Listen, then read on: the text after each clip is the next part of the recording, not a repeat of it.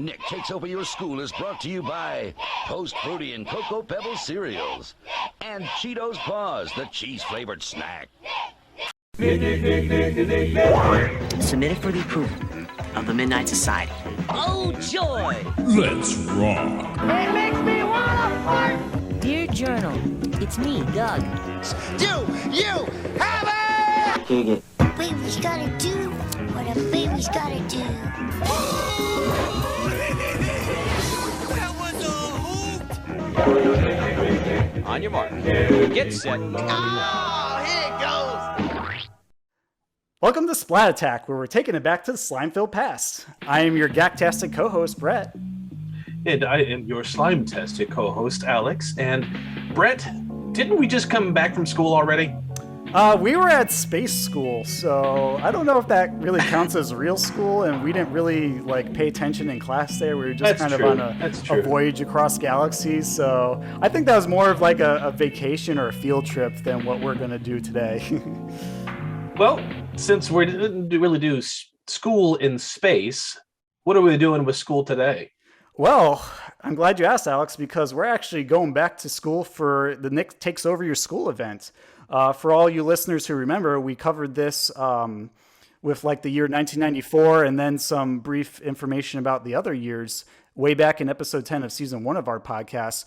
But now we're actually revisiting it for a second time today because we have some new breathtaking, earth-shattering, news-breaking news about the year 1999, which was one of the few years, if not only year, we did not have any information about when we did that episode back then. So here to join us today in school are our two lovely guests, Mallory and Kitt. Hi. Hi. Thank you so much for joining us. Thank you. Excited to be here. It's Same. in last week's episode, we had told what we call our listeners, Slimesters and Gackoids, that exactly what Brett had just shared of we were missing 99 was the only one that we were missing. And then Kitt over on Facebook in one of the Nickelodeon groups, she made a post showing all these different pictures and things that from where Mallory, I believe, was the winner. Is that correct? Yes. And I had hollered at Kitt in the messages and asked, would you mind getting on our podcast and sharing this? Because this was, we just released the episode a week or two before. So it was really, really fortuitous that you had posted. That's so awesome. Yeah, it's great to have you two here to talk about it. Since we're going to talk Nick Takes Over Your School, Mallory was the winner and Kitt is Mallory's cousin. Is that correct? Yes. Both of them got to be there, so they'll both have some input for us. So I'm really, really excited about this. So I guess we can start with, did you both send in postcards? Or is it just Mallory who sent in postcards? I don't know. Kitt, did you? I think I may have tried my luck once or twice, but Mallory was determined. She was going to win that thing, right? Yeah. I don't know how many I sent it. Tons. And I didn't know she was doing that. We just kind of entered separately. But and when she won, she got to invite one or two guests along. And she called up her little cousin. Fortunately, she was calling her little cousin. I was like, "What?" So I told her a few months ago. I messaged her. I was randomly thinking about how you invited me to Nickelodeon Takes Over Your School, and I don't know if I actually fully thanked you. I just want to thank you for that experience. You could have invited anybody, and you invited me. That was a heck of a day, man. What do you remember about finding out that you won? Do you remember anything about that? Because again, we're pulling straight from memory. Yeah. So some of it, we know that there'll be some blank spaces, but do you remember anything about when you found out you won? Yeah. So my mom actually brought me into the kitchen and she said, "Okay, we have some news, but you can't tell anybody." Because we were still working out the kinks with the school and the schedule and making sure it was actually going to be able to happen. And actually, I won a month before she told me. Oh, wow. Because they were Wow. still getting things together, and she told me about a week or two before the event actually happened. So I had to keep it a secret for 2 weeks, but she had to keep it a secret for a month and a half. That's a long time for something so Yeah. exciting. Yes. And when she told me at first, I don't think I really fully processed what happened, like what she said to me. I was just kind of like, wait, what? And then just went ballistic. Like somebody had commented on the post I made in that group, and they were like, "You're just casually out here dropping everyone's childhood dream." That was Mallory. Mallory won everyone's childhood dream. Right? It's insane to think about. Yeah, after that, it was a series of meetings that I got to attend with my mom and the principal and vice principal and a couple of the teachers of the school to kind of plan out what was going on, tell them what was going on, and again, keeping it a secret from anyone else in the school. So I was the only student that knew. And then I didn't know when they were going to announce it to the school. I just remember sitting in class and the principal came on and said, student body, I have a special announcement to make. And then she started in with, one of our students has won a very special sweepstakes. And then she said my name, and everybody in my class just like jumped up and was like, oh my God, Mallory! Man, I would have been jumping for joy if I was in your situation. Oh, yes. Like just running around the school being like, I won! I would have been happy just to be in the same school where that was going to be taking place. Even if I didn't win, I would be one of those classmates cheering you on, like, oh, thank you so much. Yes. So after that, the next few weeks, every Friday, because I think it was probably 2 or 3 weeks before the event actually happened. So on a Thursday or a Friday, I think, my class got to sit down and the teacher was like, okay, so we found out who our special guest was going to be, and it was Brittney Spears. And then she was going to sing 3 songs, I think. And everyone in class got to vote on which 3 songs they wanted to hear. Like, that's pretty cool. And of course, Hit Me Baby One More Time was the most popular. That was her brand new single. So that was the most popular song. I don't remember what other songs she sang. I remember her outfit, and I remember getting slimed right after her concert. Because that was the end of the day. Do you remember though, you got to choose like 3 different musical groups or artists to choose from? I did. I chose Backstreet Boys and NSYNC. Good choice. That's right. Maybe like Boys or NSYNC couldn't come or something, and like Brittney is the one that came, and I was like, yeah. Right. Well, she was only like 16 or 17 at the time. Yeah. So she was brand new and didn't have a huge schedule, a lot of scheduling conflicts at the time. So that was really awesome. Yeah, I can imagine, because she was like really breaking through the pop music scene back then. And I'm actually wondering if like all those like popular acts like NSYNC, Backstreet Boys, etc., like had more deals with like schools to like help promote their music to their demographic, because believe it or not, my school in Durham, Connecticut, Coggins Regional High School, I forgot who specifically, but there was a student at the high school at the time in 1999 who also won a contest, and we had NSYNC perform at the auditorium there. Oh, nice. Yeah, so the whole like school district just piled into that auditorium that like could only hold 200 people, and it was like 600 people just swarming around it. And I still have the newspaper article today of my sister being like one of the people with her friends at the elementary school and from the high school, just like waving on all the NSYNC boys as they're sticking their hands out the limo that was driving up. You know, that's probably why I didn't get NSYNC. we claimed them first. Yeah, it's okay. Brittney Spears is no slouch. No, she was awesome. Meanwhile, over at my school, we got a professional yo-yo performer. I mean, yo-yos are kind of cool. Yeah. Dunkin' yo-yos from Nick Arcade. When they advertised those, it was consolation prizes. Hey, yo-yos that's what were it was. big It was a in the consolation 90s, prize. okay? Reminds me of this one moment in Simpsons. I forgot the episode, but like they hired a bunch of yo-yo people there, and soon, like after they did their whole auditorium yo-yo performance, every single kid at the auditorium had a yo-yo. I'm like, how do I use this? Look, I can make it walk the dog, and it's like, well, mission accomplished. Promotion, just made them millions of dollars. Right. That's exactly what they did. What they did. Yeah. Well, going back to Nick takes over your school, getting away from yo-yo expert. Who else was there? I mean, we know Britney Spears was there, but do you remember some of the Nickelodeon celebrities that were there? Yes, Lori Beth Denberg. She was super fun to hang out with. Actually, Kitt had a picture of the three of us sitting down and eating lunch together in whatever room they had us set up in for the day. RJ Smith. Oh God. He's from The Journey of Alan Strange, for those who don't know. Yes. Yes. He's actually been in a lot of stuff. He's currently on the show The Rookie, which I really love. Nice. Still acting. And Pete from the younger Pete from Pete and Pete. Danny Tamborelli.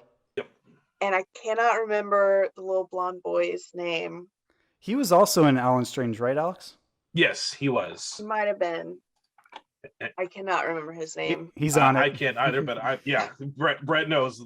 I was thinking about this before recording too. Like, I know RJ Smith, but who's that guy who played the brother of that Aaron character from Figure It Out, like 6 Degrees of Separation? Yes. Because I didn't watch Alan Strange much as a kid, but I was like familiar with the characters in passing because other kids in my class watched it at the time.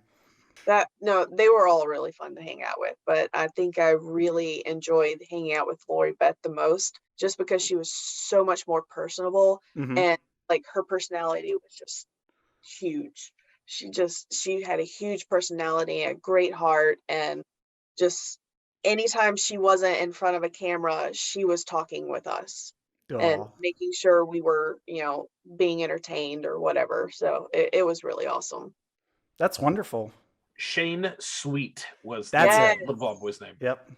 I'm actually wondering, what's your favorite part of the day? Because I know there's a lot of different events that were mixed in during the Nick Takes Over Your School event. Honestly, I think just the best part was just being able to basically run the school. Like, I didn't have to go to class. Like, I could just go and do whatever and hang out wherever, and Did you get to use the PA system? I did not, but I didn't really care to either. I didn't ask to. Mm-hmm. Now, Kitt, was there anything in particular that you remember doing? Yeah, a lot.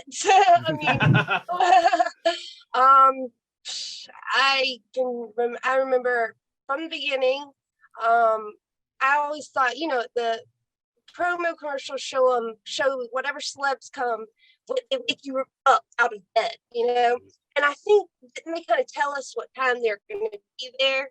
So we were kind of prepared. We knew that, when we were going. Let's see, we got all our t-shirts and we took pictures. I remember we pretended to push the bus. I remember getting on the slime bus, decorated with the slime stickers on the inside and out, and riding to the school. And my mom was worried because like the school bus didn't have seatbelts or something. I was like, Danny Tamborelli and Lori Beth Denberg. I'm not used to seatbelts. Let's see. Then we got to the school, just it being an absolutely fun day. Lori Beth was awesome. Just like Mallory said. And we had everything was blocked out in time. So we did crafts with her. She did crafts with us on the floor and eating lunch. Yeah. I have tons of pictures. Did you get slimed at all or do any slimed related activities? The whole day I slimed her. Oh, you slimed her? How was that? Like, what was the motivation behind that? It was the end of the day, and I was like, neither of us got slimed yet. Yes, exactly. Yeah, it was like you hadn't gotten slimed either by the end of the day. Okay, yeah, it was, and that's what I remember. I was like, nobody had gotten, or we hadn't gotten slimed yet. The teachers did though. I remember her teacher. See, I went to a different school. That's why I was so excited that she had invited me along. And I remember her teachers got slimed. But yeah, we hadn't. So at the end of the day, they were filming the promo commercial. And we were like, can we be in it? And yep, and then we did. And I remember the slime being, it was like more the watery slime. And it was like water and oatmeal, but it wasn't like chunky, like we had seen all day. And I was like, I was a little bit disappointed, but I'm not complaining. Like whatever they had left. Right, it was like whatever they had left. It was like oatmeal, but it was really soupy. Scraping the bottom of the slime tank, I guess. I think by that time they had made the slime really thin. Because it seems from the commercial like it was the type of slime that they used for Figure It Out, because probably because it would be easier to wash out if it was thin. Yeah, I'd imagine easier to pour too because of the consistency versus like you can't do that television slime, which is very thick and clumpy, and then there's like Double Dare slime, which is more viscous, like sauce. Mallory, who slimed you? I don't remember. So you didn't let Kitt slime you back? I slimed her first. Maybe she was busy wiping it off her face or something. Maybe it was a celebrity that was there that day or a teacher that maybe wanted revenge. It might have been a teacher. I honestly don't remember. Kitt, you sent me a photo of me on the ladder sliming you today. And I think maybe one of the teachers that was standing in that group might have slimed me. I just don't remember. Yep. No. They had like just a bucket, like a Home Depot bucket full of that slime. Yeah. And then she got up on the ladder and and then Nickelodeon filmed it. And that's us like at the end of that 99 promo. For all of you slimesters and gakoids, we had a bit of a technical issue right where Brett is at. It was a massive thunderstorm, and since he is hosting this, we lost connection there for a moment. But Mallory had made mention that we had mentioned in our Nick Takes Over Your School episode that we didn't have anything regarding the 99 episode. And during the recording, we didn't. It was actually while we were editing that I think Brett found the commercial and sent it to me. Yep. And then I inserted the video. So in the audio, you don't notice it. It just because it was a visual. But on the actual video recording, you see at the bottom, hey, we actually found this. And both Mallory and Kitt are in that commercial. So oh, no kidding. So we are going to put that commercial right here.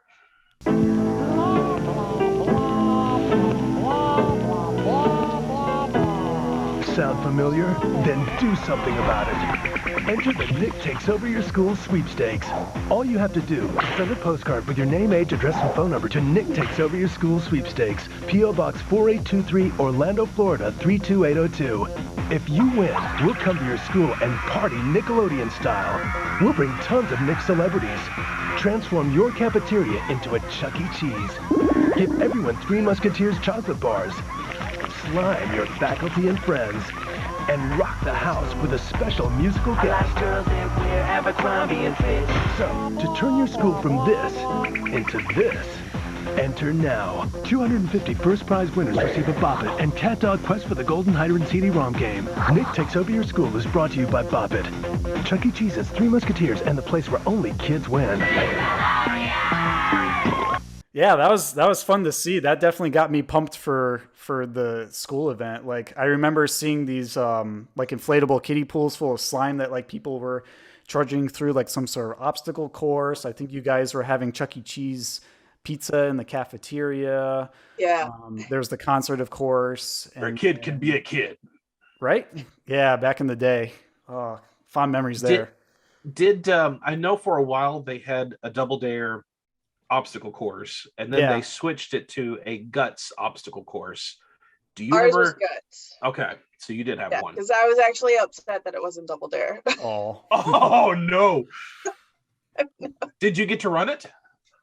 I did not because I was inside hanging with Lori Beth and Brittney Spears. That's probably better use of your time anyways. I mean, you can just run through a bunch of elastic bands stretched over metal bars any day you want if you really want to. But, right. you know, kicking it with Lori Beth and Brittney, that's like a once-in-a-lifetime shot. Oh, yeah. Now, Kitt, did you get to run it or did you stay with Mallory as well?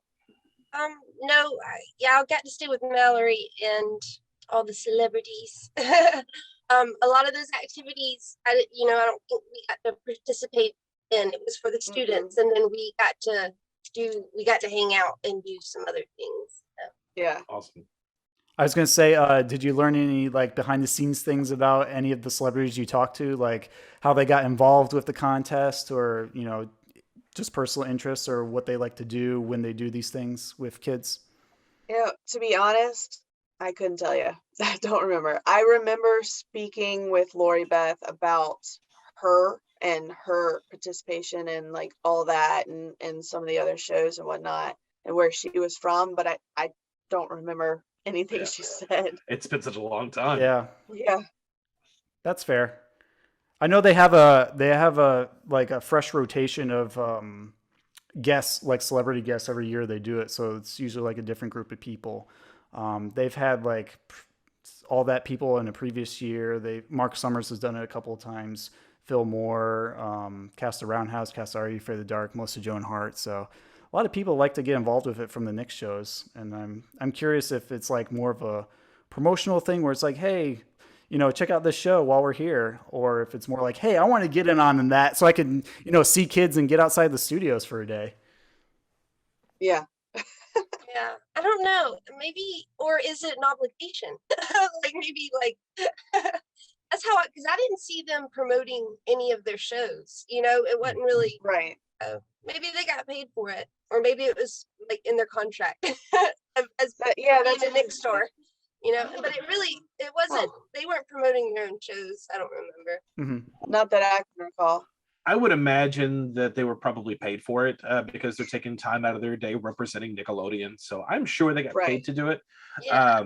But the thing with Nickelodeon in the 90s was all the kids knew who these actors were. So even though they weren't there, quote unquote, representing or advertising their own TV show, the kids know who they are. Yeah. They didn't need to do it. I also remember having Angry Beavers were there. Mm-hmm. Do you remember that, Kitt? Yeah, we had like they were in the suits, the costume. Yeah, costume characters. Angry Beavers were there. And who else was did we have Rugrats? I think we had Connie from Rugrats. Yeah, maybe so. That does sound familiar. I don't remember. I can't recall the mascots really well. I definitely remember Angry Beavers were there. Both of them or just one of them? Both. What was it like to see the mascots up close? Were they like really big? Did they talk to you at all or just kind of like, hey? Yeah, no, they didn't talk. They were very large. Gotcha. Is that school still around, Hubert Middle School? As far as I know, yes. I wonder if they even have anything. I wonder if they put like news articles and put it in their hallways or some kind of a display somewhere. I know. And like, I wonder if like the kids that went to that school like still talk about it today. Like, oh my gosh, yes. I have people friend me on Facebook even today. Like, I remember hearing you won this. I'm like, I don't hear who you are, but okay, thanks. You weren't in my class, so all right. Sure. So you also won $1,000. Yes. Do you remember anything that you spent your money on? Oh, heck yes. Let's get into the nitty gritty. Let's get to the good stuff. Okay. I got a 6 CD stereo system that was like this large. Yes. Ooh. I got this was right after the new color Game Boys had come out. And yes. Very nice. Colors, like the translucent colors, and I got the translucent purple one. I have also that one too. The whichever Pokemon game was popular, like red or blue at that particular time. What else did I get? I bought a new Sega game. I already had a Sega, but I bought a new Sega game. And yeah, that's old school. I still have those. I still have all of that except for the stereo. That's awesome. I have my Sega and my Game Boy and all my games. They still work. What else? Want to come over and play? Sounds like a bunch of fun video games. Can we play the games, please? Some Looney Tunes game for the Game Boy, and gosh, I can't remember what else now. But those were my big major purchases. Very cool. I'd imagine as a kid, just being blessed with $1,000, it's kind of hard to figure out what to spend it all on past like the things that you had on your wish list, huh? Oh, I knew. I knew what I wanted. I bought some CDs, had to have something to play on my stereo. Yeah. Obviously, I had to get an NSYNC and a Brittney, Backstreet Boys. And I got some Creed, and I got some like classical music, because I just love classical music. But nice. Well, it sounds like a great way to enjoy all the events and just all that money. Did you like get to keep the giant check at all, or is that just like for photo ops? No, I got to keep that. And my mom made me keep it in my room, of course, had to be somewhere out of the way. And eventually, I guess around the time I went to high school, I was like, oh my gosh, it's fading, it's crumbling. So my mom just cut the logo out of the top corner of it and said, all right, let's put this in a plastic bag and we'll put it in a box to save. So I still have that part of it. Aw. Instead of the giant freaking yeah, that's probably disintegrating on your carpet. Yeah. Did they get you anything else? T-shirts? I know I did not get a hat, but I had my Braves hat, so I wouldn't have traded that for anything. I don't remember getting a hat. We definitely got T-shirts. Everyone had T-shirts. Oh, they gave me the clock radio that had the really lime tube on the top. Say again. Oh man, Sound Blaster. That's it. Yeah. Yes.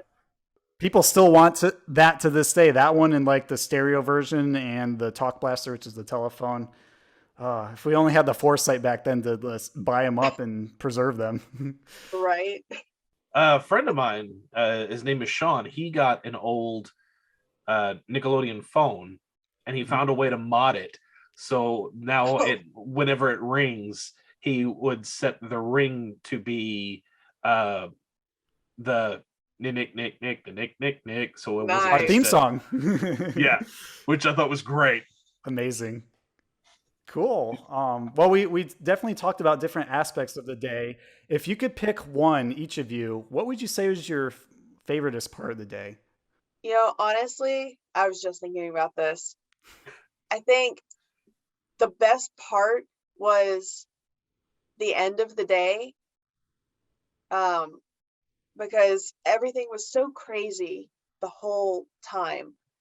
And all of a sudden, everyone's gone and the lights are off and it's quiet. And you're like, oh man, what did I just experience? And Kitt was able to spend the night with me that night. And she and I just talked about everything that we did until we fell asleep. And I think that was just the best part, because it wasn't just like it was over. She and I were able to just kind of relive everything again before we went to bed, and that was really awesome. Sounds magical, to be honest. Yeah. As you go to sleep in your Nickelodeon printed comforter, and turn off your Nickelodeon brand lights and jump into your Nickelodeon pajamas, it's just every 90s kid's dream right there. Yes. Do you agree with that? Was that your favorite moment through the day as well, or do you have a different favorite moment? I mean, yeah, that was a pretty good moment. I think I liked seeing the behind the scenes of things, to be honest. Yeah. I think that was my favorite part. Like, I mean, it's hard to pick a favorite part. Everything was my favorite part, but like I really did, that was just one thing that stood out to me and that I still think about today. And it really just, I don't know, it showed me, the behind the scenes of things and how how on TV it looks like, certain one way, but then how they all set it up in the background. And I just like that. And then I'm still interested in that today. Whenever I watch movies, I think about, what's going on in the background, what the director's doing or what they're telling them to do. And I think Nickelodeon is what triggered that for me. That's awesome. Interest.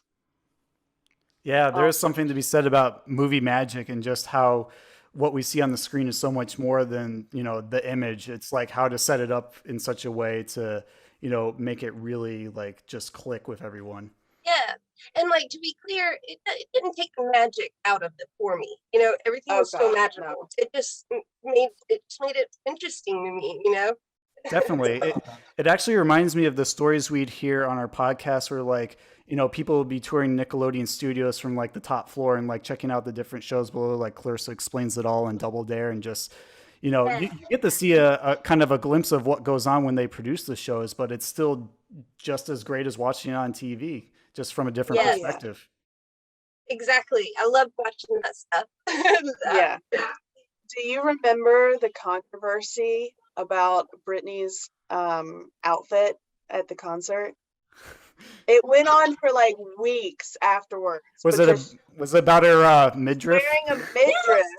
Yep. And her belly button was showing. Yeah. And there were parents so upset about that. My middle schooler doesn't need to see that. I'm like, you really think that's the worst thing your middle schooler is watching right now? There are other body parts they can look at. Right. Let's see if I can get it to her. There you go, Brett. Yeah, I remember that distinctly from the commercial. I feel like there's similar controversy with like I Dream of Jeannie, because she also showed a midriff too for Nick at Night. And I remember that being a buzz at some point. I don't know if it was when I was a kid or like when my parents were talking about it or what, but it was when the show first came out. It was less when it was on Nick at Night. Right. That's right, because there was like a different outfit she had to wear before they went to color with the show. Mm-hmm. Segueing from the topic of midriffs, what would you say is the most challenging part of the event if you were to choose any part? Like, was it keeping track of everyone, just making sure you did all the events, eating your food on time? What kind of things? Or was there anything that was challenging? Yeah. Yo, I'm freaking ADD, so it was all a challenge for me. Know what was going on. I was just like, let's do it. I don't know what's going on, but let's do it. Stimulation overload. Yes. What about you, Kitt? Was there anything that was particularly challenging for you? Yes, not being able to meet Britney Spears myself because I was not the winner. I only got a signed photo of her. Oh. That was very challenging to me to swallow.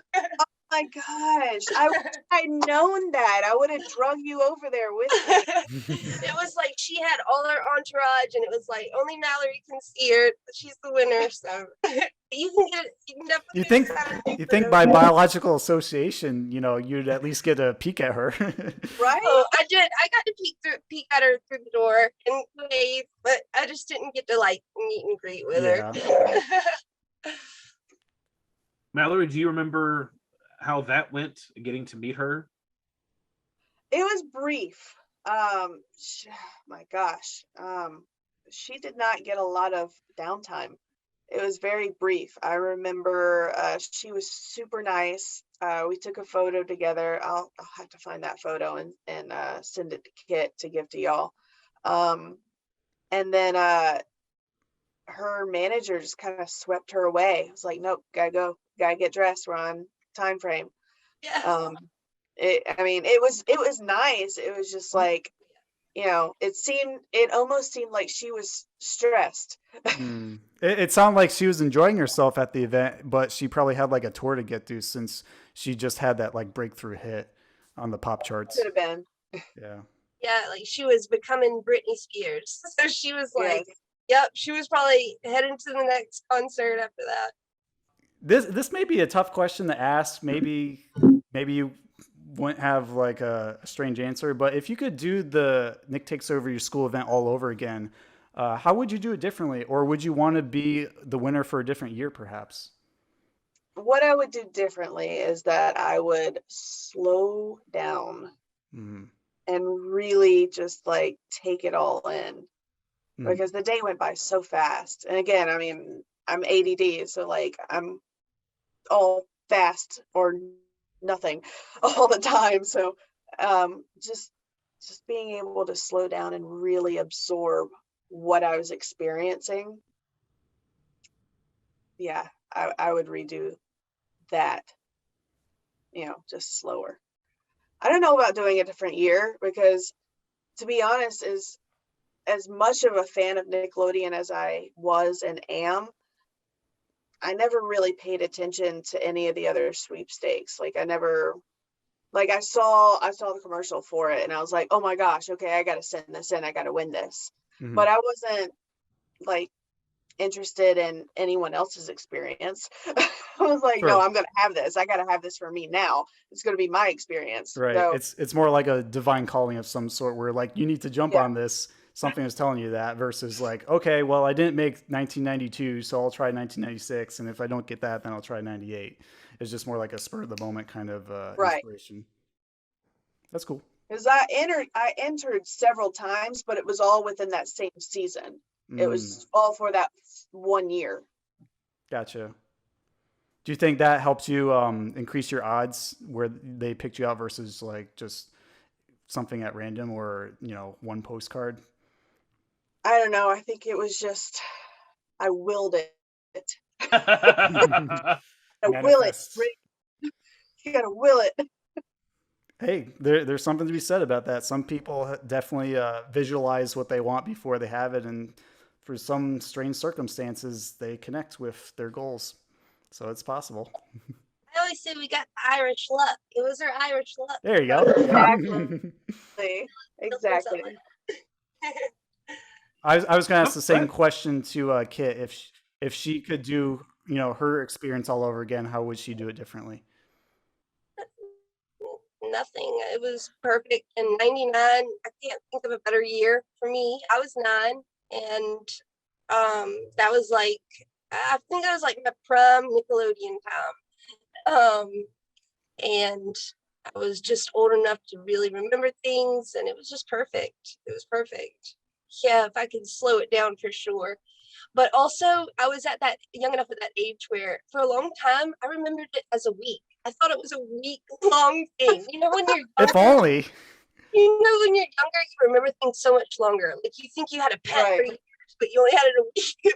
Yeah. It's only there for There's something very strange about time that it like speeds up the older you get. So I don't know what's up with that, but the perception definitely changes when you reach a certain Oh point. yeah. Yeah, I remember it as a full week. So it was great in my it was great. I wouldn't change a thing. Cool. That's awesome.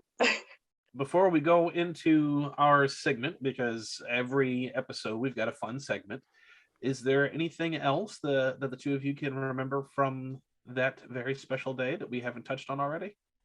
Riding on the bus from my house to the school with all the celebrities. That was fun. That was pretty fun. Rolling like a I remember- gangster. what Pete from Pete and Pete, what was his real name? Danny Danny Tamborelli. Tamborelli. Yeah, Danny Tamborelli. Gosh, he was cracking jokes left and right. Yes.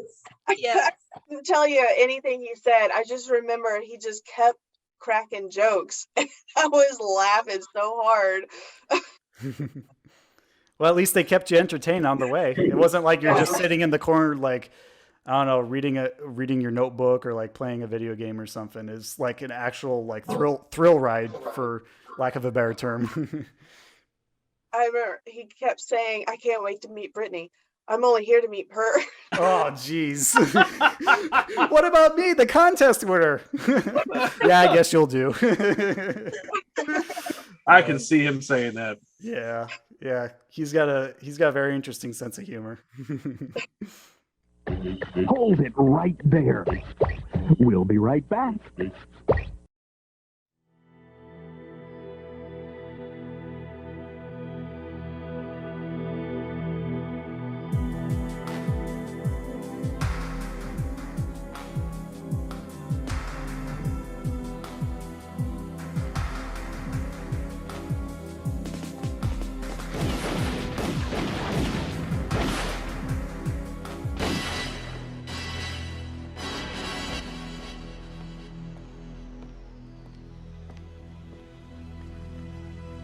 were expecting someone else? Super spy James Bond, Agent 007. The Bond franchise has been around for 60 years and has left an impact on movie history that films still borrow from to this day. Bond. James Bond. Bond. James Bond. Bundy. Al Bundy. The name is Bond. Lou Bond. But are you aware of how much of an impact the franchise had on pop culture in the 80s and 90s? Chances are you've seen several Bond references and didn't know that that's what they were at the time. Do you expect me to talk? No, Agent Dexter. I expect you to smile. Austin Powers, Doug, Rugrats, Simpsons, Full House, Friends, even movies like The Santa Claus and Gremlins, and so many more all borrow elements from the Bond franchise. For our third bonus exclusive video, Brett and I discuss as many pop culture references that we can come up with that all allude to the Bond franchise. How many references can you think of? You will only find the episode exclusively on our Patreon. Go to patreon.com/Splat Attack and join tier Splat Standing or Splatceptional to get access to our exclusive episodes. Get your vodka martinis and get ready for a spy-tastic time.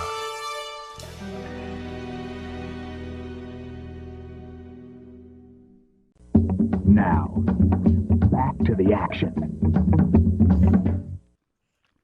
Cool. Well, thank you so much, you two, for sharing your memories about the contest of Nick Takes Over Your School 1999. We definitely had a blast learning about the event from a first-person perspective of it, and I'm sure our Slimesters and Gackoids feel the same way too. But before we end tonight, we actually have a few segments. The first one, we're going to try something new because I like keeping things interesting. This segment is called Retro Replay.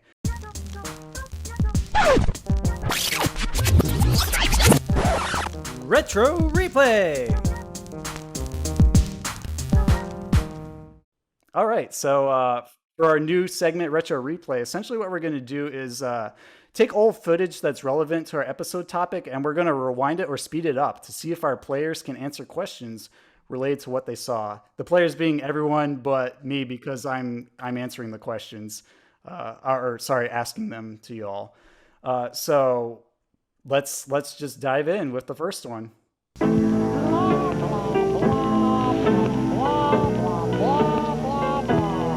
Sound familiar? Then do something about it. Enter the Nick Takes Over Your School sweepstakes. All you have to do is send a postcard with your name, age, address, and phone number to Nick Takes Over Your School sweepstakes, P.O. Box 4823, Orlando, Florida 32802. If you win, we'll come to your school and party Nickelodeon style. We'll bring tons of Nick celebrities.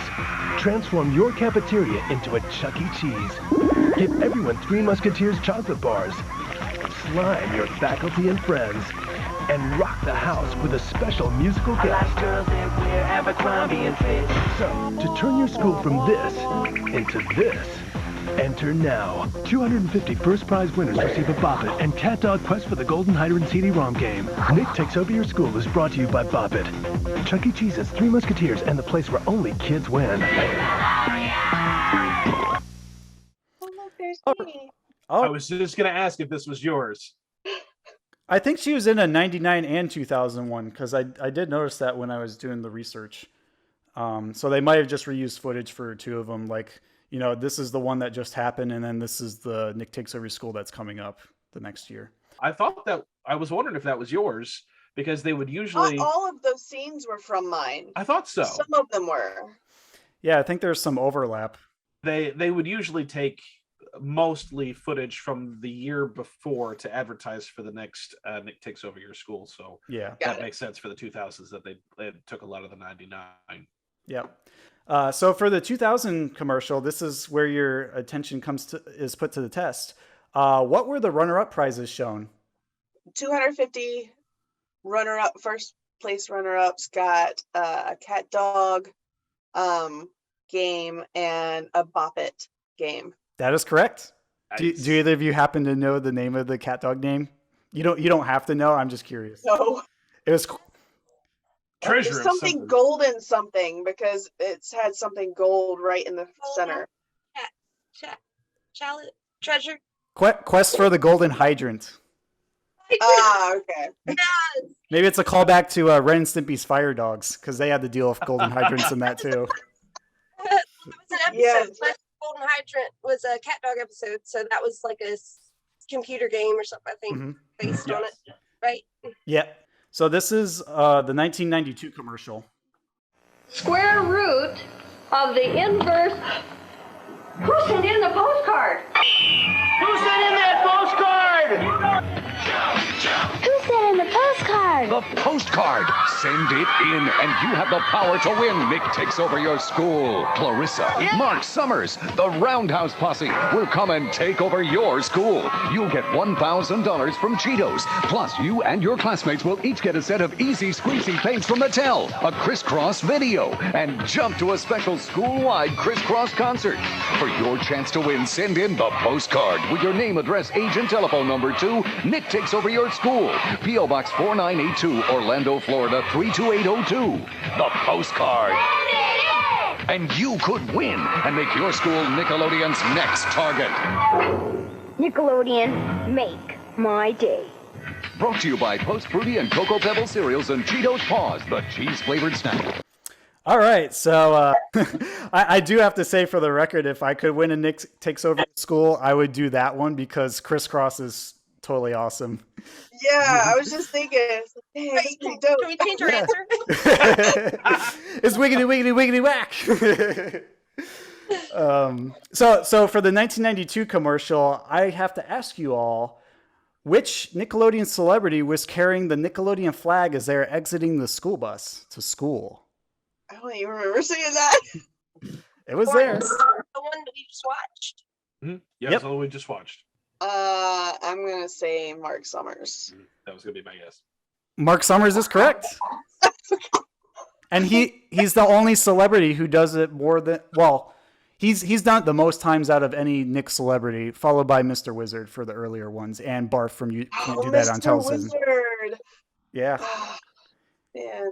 All right, Alex, move on to the 1998 commercial. Okay, class, pay attention. 6 times 3 equals 18. 2 times 2. Huh? Ever wish that for one day your school could be a little different? Yeah. A little crazier? Yeah. A little louder? You know, music blasting, that sort of thing? Yeah, whatever. What's going on back there? Okay, well, how about a little slimier? Yeah. Well, Nick can make your wish come true if you're the grand prize winner of the Nick Takes Over Your School sweepstakes. For your chance to win, send in a postcard with your name, age, address, and phone number to Nick Takes Over Your School, P.O. Box 4934, Orlando, Florida 32802. If you win, we'll send Nick Stars to your classroom, throw a concert in your auditorium, build an obstacle course in your gym. We'll even turn your school cafeteria into a McDonald's. 5,000 first prize winners get a Pound Puppies playset and a Micro Machines transforming action set. So enter now. The Nick Takes Over Your School sweepstakes is brought to you by Micro Machines, Pound Puppies, McDonald's McWorld, and the place where only kids win, Nickelodeon. All right, so for that one, apparently some of these like footage things just bleed into multiple years, but we kind of already answered this. Who is the Nicktoons mascot present in that commercial for 1998? Angry Beavers. Specifically? Oh my gosh, I don't remember. Daggett? Yes. Okay. You got it. You got it. Okay. He's the dark one that always goes spoot head. Oh, okay. I could never keep them straight. The blonde one. What was the blonde one's name? Norbert. He was like the laid back chill one, and then Daggett's like the high strung one. Got it. Yeah, we're actually going to do a bonus episode on Patreon about Angry Beavers next, so that's going to be a riot. Nice. Yeah. All right. Do you have 1990 for me, Alex? March 29th, 1990. Selwyn Elementary School, Charlotte, North Carolina. Mom, today was the best. Nickelodeon took over. Nick took over your school? I think not. It was wild. Robert Wren in the 5th grade won this contest, and all the stars of Nickelodeon showed up. Even Mr. Wizard. My history teacher disappeared, and suddenly we were right in the middle of Make the Grade. For gym, Mark Summers even let us run the Double Dare obstacle course instead of doing squat thrusts. And all this was fine with your teachers, huh? Turned out Bart sent them all to detention, made them take a 4-hour test in bioorganic chemistry. What is the molecular structure of the average Bart burger? I don't know. This great band of boys even put on a concert for the whole school. Amy, you've been watching far too much Nickelodeon. Nick took over your school. It could never happen. Never. Keep watching. Nick could take over your school next. Nick Takes Over Your School was brought to you by Post Pebbles and Honeycomb. All right. So for the what's that? That was pretty awesome. Yeah, it's fun to see from different years. Oh, anyways, for the 1990 commercial, I have to ask you, who was the Nickelodeon celebrity who was with all the teachers in detention? Barf. Yeah, Barf from You Can't Do That on Television, of course. I'm going to have to check into this because the band was the Boys. Yeah. And I'm pretty sure the Boys also was one of the musical guests they had for the 3-hour live premiere of Nickelodeon Studios. Interesting. Wow. I'm pretty sure they were in that. I'll have to confirm that by the time this is in post. I wonder if that was. To be honest, I don't even know who that band is. I was just gonna think. I could have sworn I said this in a previous podcast episode, but maybe it's like Boys to Men before they evolved into that. Yes, yes. It's like the pre-evolution if we're talking about Pokemon terms here. Whoop, whoop, whoop. Well, no, it's the 90s episode. So coming out of the 80s, it could have been the Boys. Yeah, right, with a Z because it's cooler. Like the Z Boys. They swapped the Z for the Roman numeral 2. Very cool. All right, so for our last commercial, we're going to 1996. Picture this. Nickelodeon takes over your school and puts you in charge. You bust in a bunch of Nick stars. Yeah. You give the old classroom a little class. And you turn your gym into Nickelodeon guts. Sound good? Yeah! Go! Then put yourself in the picture by entering the Nick Takes Over Your School sweepstakes. Just send a postcard with your name, age, address, and phone number to Nick Takes Over Your School sweepstakes, P.O. Box 4914, Orlando, Florida, 32802. 500 runners-up will win a Micro Machine Star Wars action fleet and a Sky Dancer. And if you win the grand prize, Nick Takes Over Your School. Get the picture? You snatch up the school uniform. You throw a concert with a hot And you give your teachers a little something special. A picture is worth 1,000 words. The Nick Takes Over Your School sweepstakes is brought to you by Twix Cookie Bar, Micro Machine Star Wars Action Fleet, and the place where only kids win. Nickelodeon! So the question for this is, name all the cast members from all that were present in the commercial. Kenan and Kel. Gosh, I can't remember his name. Do you remember what are the characters he played? No. I know the face. I just know the face, and I could not tell you beyond that. Kid, do you I remember know any of them? Kenan and Kel. No, I recognize them, but I don't remember their names. They were like the cast right before the cast that I was familiar with and watched. Okay. Alex, I spotted 3 All That members. Did you see the same amount? Kenan Kel and Alyssa Reyes. Correct. Yep. Yeah. Amanda Bynes might have been trailing behind her, but it was too blurry for you to make out, so I just accept Kenan and Kel and Elisa. Amanda didn't get real big on All That until early 2000, I thought. Yeah. Late 90s. Yeah, she made her debut in season 3, and then once 1999 came around, she got her own Amanda show, and that really catapulted her to stardom. So Brett. So Alyssa Reyes, is who you said? Mm-hmm. Yes. Okay, I thought she looked familiar. She's a girl with the long dark hair. Yeah. Yeah. She was in the first 2 seasons. I don't know if she was in any beyond that, but definitely the first 2. She was in at least up to season 3. Okay. Question for you, Brett. Oh. And that for that last one. Yeah. Which inflatable of a Nicktoons character is seen in the background in the parking lot? You read my mind. I was just going to ask that as a bonus. That is Ickis from Our Real Monsters. And yes, I love searching for details like that. Love Our Real Monsters. Whoops. Got a little excited there. Do you have anything else you want to add, Alex, before we go to Mona's mailbag? No. Cool. Well, let's go to Mona's mailbag. It's another segment that people definitely found an interest in, starting with season 2. These are for you. All right, time for another Mona's mailbag, and we love hearing from all our Slimesters and Gakkoys because this makes it part of the fun. We actually, this is a little embarrassing, but we actually found a letter that was stuck between the cracks of our delivery boat, and Mona delivered this to us just now, even though it was postmarked way back in January. So we apologize for the person who sent this letter to us. We didn't forget about you. We just got so busy with all the other recordings that we were trying to figure out how to fit it in. But now that we have it, we're going to read it for you. So this one's for you, Aaron, who is also one of our patrons on Patreon. Aaron Case writes, there's no subject header, by the way. He says, "Hello, Mr. Brett and or Mr. Alex. I just wanted to say hi and thank you on a great first season of the podcast. This is the first time I can say that I've been with a podcast since episode 1, and it's such a fun one to spend time with. It was funny find because I went looking for something new to listen to, and while browsing, your first episode had just dropped the day before. I had to give it a listen and think it's great, eagerly awaiting season 2. Now, I fall into a bit of an odd category where I grew up in the 90s. However, I was raised on Cartoon Network rather than Nickelodeon. It wasn't until late 90s, early 2000s that I finally discovered the shows of Nickelodeon. So most of what you have covered in the podcast, I grew up watching them in reruns rather than live release.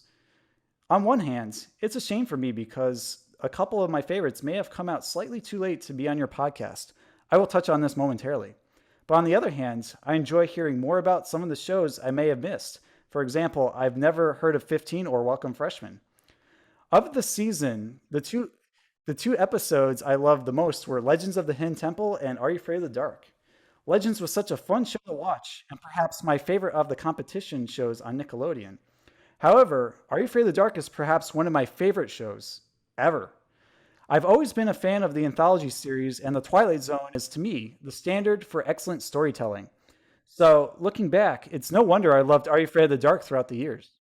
Fun fact, I was originally terrified of the show, and the opening sequence was enough to scare me away. I was a very frightful child, and it wasn't until a little older that I started anticipating horror stories, or appreciating rather. In fact, I tend to work my way back through the series almost every October. Which now leads me to your reunion episode, which was episode 7 for all your Slimesters and Gakkoids. When I saw the two of you were doing an episode about Are You Afraid of the Dark, I was thrilled. But when I started listening and heard all the people involved from the show you were able to get on board, I was ecstatic. And you delivered. It was a perfect episode to one of my favorite shows. So huge thank you for putting everything together to make it happen. What am I most looking forward to in the future? Well, Doug, Rugrats, and if it falls under the time frame, Hey Arnold. Doug is another show I return to every couple years because I always related to him, and years later, I still see a little of myself in him. Rugrats was perhaps the first Nickelodeon show I remember watching, and one I really want to try and find to go back through at some point. Hey Arnold was just some good storytelling.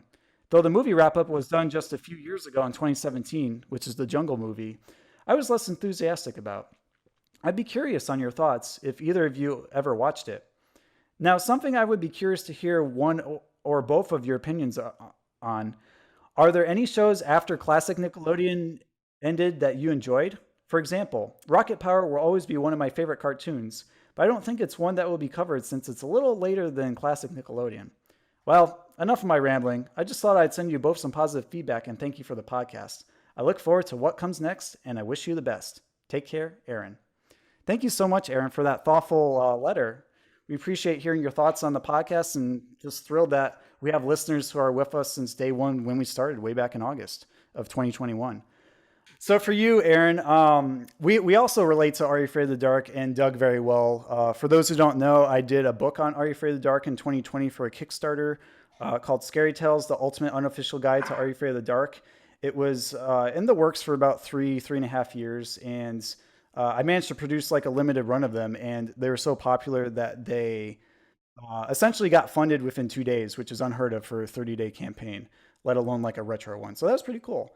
Other than that, we definitely relate to Doug as well. If you're a big fan of Doug, definitely check out Doug's Lucky Hat, where we interview Jim Jenkins about why that's his favorite episode of the show. We'll definitely be doing more Doug in the future, which is always a good time. And we try our best to also like keep things as balanced as possible. Like as much as we love like Are You Afraid of the Dark and Doug, we're not going to just flood the podcast schedule with that. We're going to try and cover things that are a little, more to other people's tastes, or maybe even some later 90s Nickelodeon if Alex is feeling up to it. We'll just do what we can to give a little something to everybody. And, I can't say for sure whether we'll cover Rocket Power, Cat Dog, Wild Thornberries, As Told by Ginger, etc. Maybe even SpongeBob. I know Alex might cringe at that, but anything's possible. We'll see. You can take SpongeBob. You will never get me to watch a single episode. I might have to do a solo episode for that because I enjoyed the first 3 seasons of it. After that, I refused to watch it, but I can talk about it. But we'll see what happens. Anything's up in the air now. As long as we have a lot of people like chiming in with their favorites or requests, we'll see what we can to do to appeal to as many listeners as possible. So thank you, Aaron, for writing that letter. And yes, hopefully you're listening to this and we did get it. And the other letter that we got through bonus mailbag, which is considerably shorter, but still a beautiful memory that has been shared. And this is in response to our previous episode, episode 19, where we talked about space cases, which we got a lot of great feedback from, especially on Facebook. We got a lot of comments where people were remarking how much they loved the show and were very upset whenever they would mention it, and then they were met with blank expressions with what? I don't remember this show.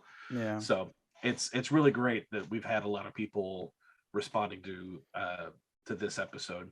Definitely. But Dr. Alex Sessa, I hope I pronounced your last name correctly.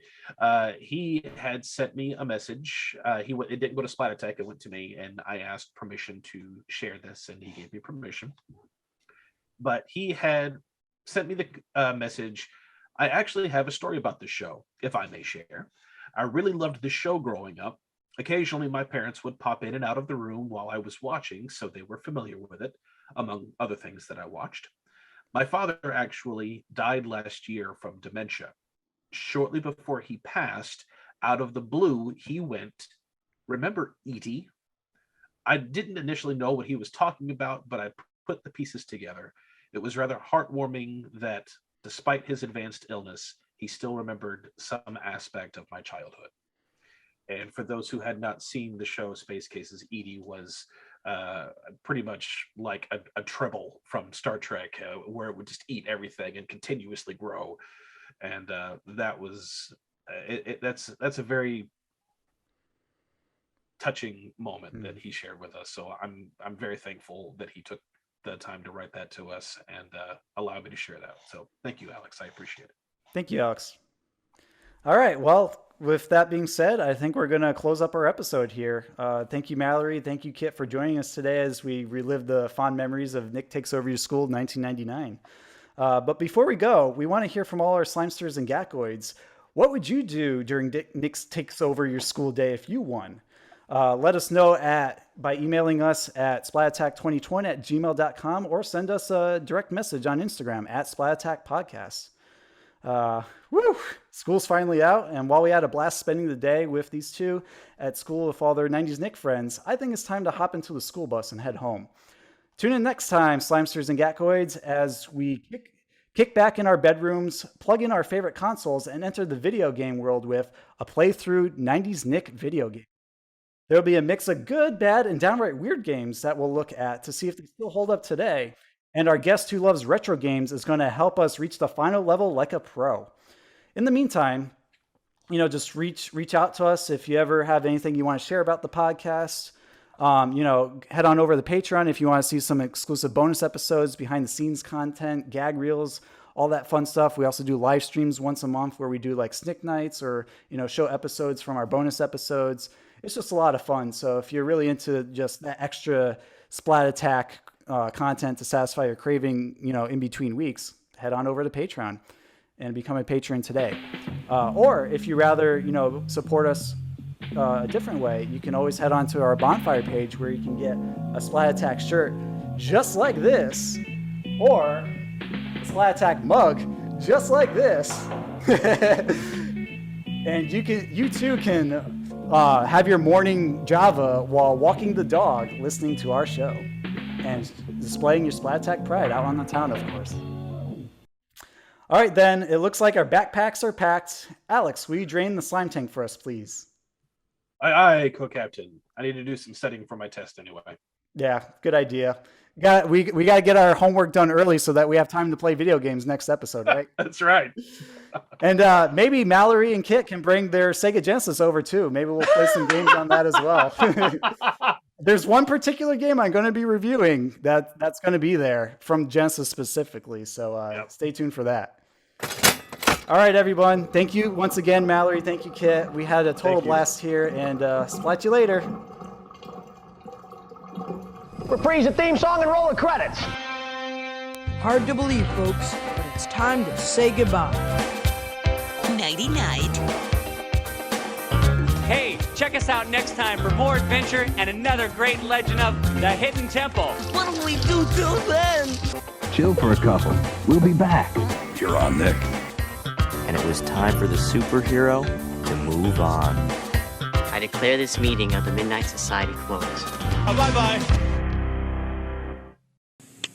This is a kid. This is a school. And this is what happens when Nick takes over your school. Nickelodeon will introduce your teachers to slime. Rock your socks off with a special concert. Clutter your classrooms with Nick Stars and serve Chuck E. Cheese pizza in your cafeteria. So grab a pen and listen up.